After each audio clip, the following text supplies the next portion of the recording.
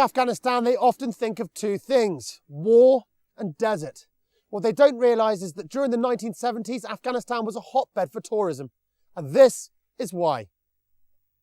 Around 100 kilometres northeast of Kabul is the famous Panjshir Valley, described by the Lonely Planet as possibly the most beautiful valley in Afghanistan. Panjshir literally translates as 5 lions, named after 5 spiritual protectors that local legend states ruled the valley in the 11th century. During the summer months, Afghan families flocked to the area to picnic beside the river. And having once been a favoured route for international tourists, I wanted to see for myself whether the valley was ready to again welcome foreigners. In the Panjshiri capital of Bazarak, the locals were happy to give their views on their home province.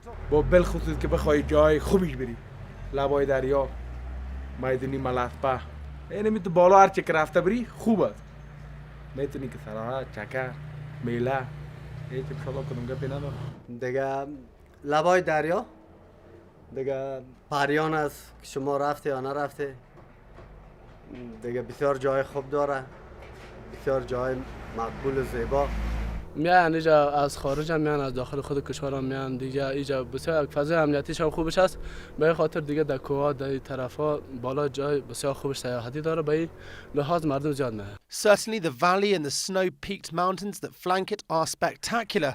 The Panjshir River that runs through the valley, although too cold for swimming in the winter, still offers some fantastic picnic spots.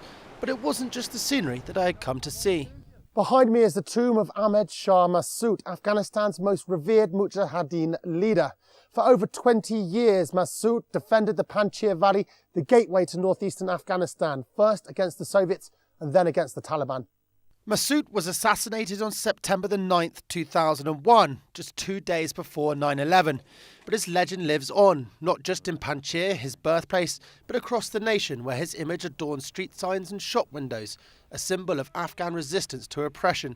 A visit to his tomb, where locals often come to reflect, is a must for any visitor. Delicious.